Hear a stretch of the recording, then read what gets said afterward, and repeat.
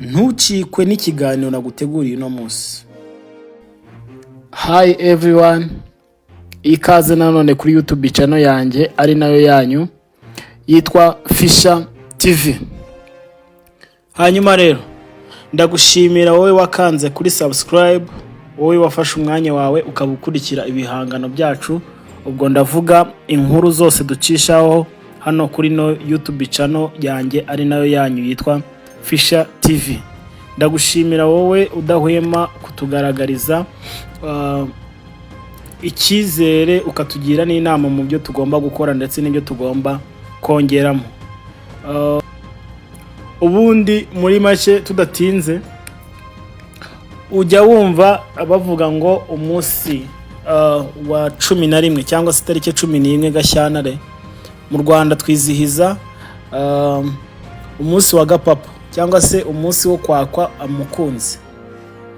Ibyo bintu rero nagira ngo uyu munsi mbabwire imva n'imvano y'uwo munsi. Ese byagenze bite kugira ngo avuge yuko 11 z'ukwa kabiri ari umunsi wa gapapa?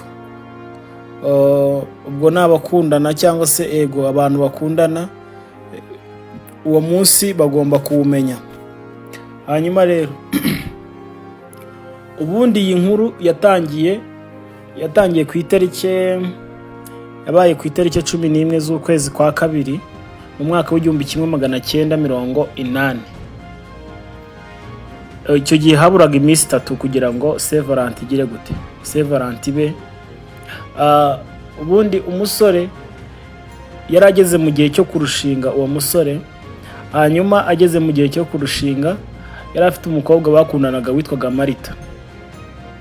Icyo gihe aherekezwa n'inshuti ye yitwaga Kaberuka ngo amufashe kurambagiza. Mu Rwanda murabizi kuva na kera wajyanaga umusore akagenda guherekeje mugiye kurambagiza. Niko byari bimeze muri iki gihe, uretse ubu ngubu wenda ibintu byahindutse. Iyi nkuru yamenyekanye ubundi iririmbwe mu ndirimbo ya orchestre Impara. Impara murabizi zaramamaye cyane mu gihe cyahashize, mu gihe cya mbere. Impara rero zamenye iyi nkuru hanyuma ziyicisha mu ndirimbo. Ni nayo mpamvu iyi ndirimbo yabaye ikimenywa bose, yitwa Kaberuka.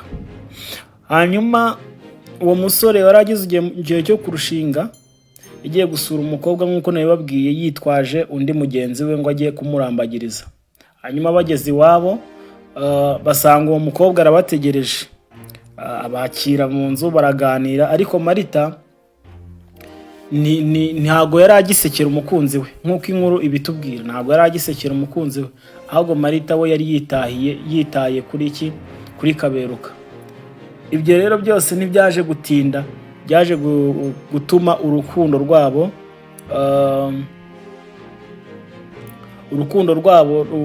we n'uwo musore rurangijwe n'iki na Kaberuka, kuko Kaberuka yaje guca inyuma amutwara Marita.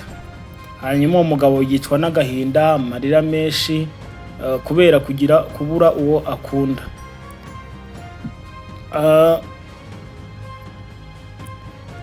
Ndashaka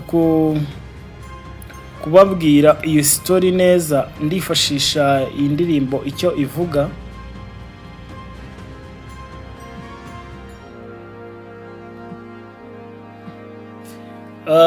Uyu mugabo atangira avuga ngo hari ku itariki ya 11 z'ukwezi kwa Februari. Ubwo iyo ni indirimbo ye yise Kaberuka, mujye kuyishaka muyirebe munayumve. Ngo niho nagiye gusura Marita nkuko yari yarabinyemereye. Mu guhaguruka sinagiye njyenyine, naherekejwe n'inshuti yanjye Kaberuka, nkuko ntacyo nigeraga muhisha. Ubwo agiye kundambagiriza, ubwo inzira twayiriraga kuyimara. Ubwo nagendaga muratira Marita, twaruhutse tugeze kuri Kano. Ubwo turakomeza turagenda twasanze yadutegereje ku irembo, nk'uko nawe urukumbuzi rwose muri uko kuramukanya kw'abadaherukana, niko amasonza yatubungaga mu maso. Nyamara ibyo byishimo ntibyatinze, kuko ibyo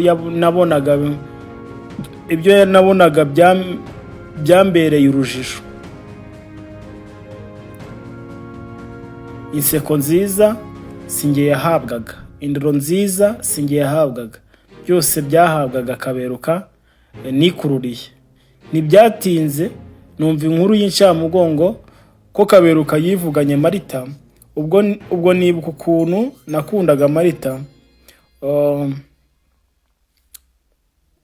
ubwo nibuka inshuti yanjye inciye inyuma, maze amarira arisuka. Uwo mwana ntagende yaranshavuje.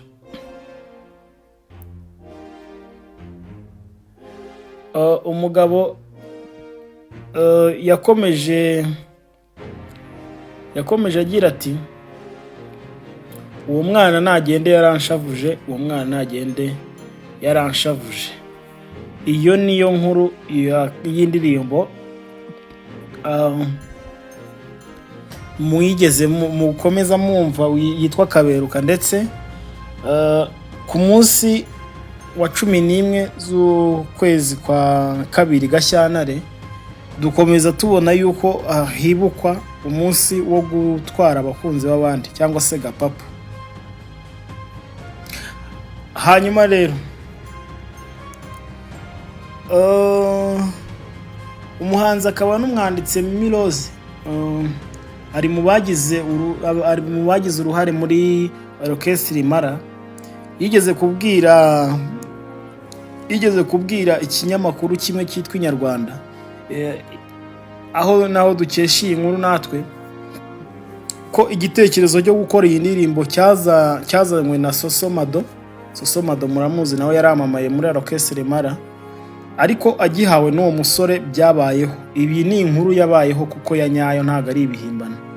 Ati twahimbye kubera itariki Kaberuka atwara umukunzi w'inshuti ye amuraza i Nyanza.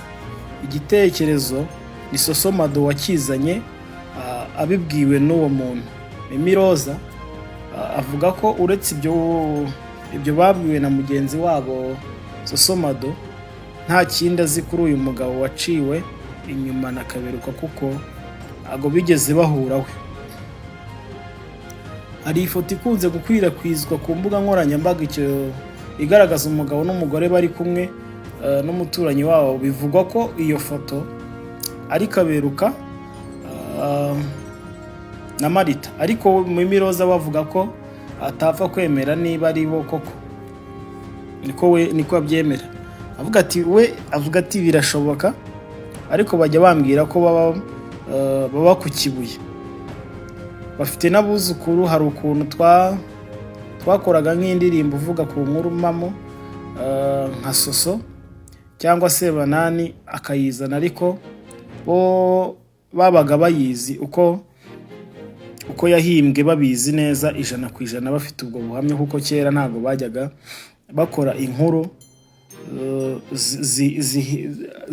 zidahari, zitariho. Indirimbo za kera niyo mpamvu zakunzwe, kuko ni inkuru zabaga ziriho cyane. Niyo mpamvu kubera iyi tariki abantu benshi yabagiye mu mutwe cyane, nk'umunsi wo gutera Gapapa. Ikindi kandi umuryango uvuga ko ari uwa Kaberuka ubu ngubu kano kanya utuye mu karere ka Gatsibo, ariko bo ntago bajya bakunda kuvuga kuri iyi nkuru. Iyo begereye ntago bavuga kuri iyi nkuru, ntago baba bashaka kubivugaho, ariko ni inkuru yabayeho na ba nyirayo barahari. Rero tuzajya tubabwira inkuru nyinshi n'ibindi bintu byose tubategurira kuzajya tubagezaho ibintu byose byiza. Wewe icyo usabwa ni ugukomeza kudukurikira umunsi ku munsi. Thank you very much.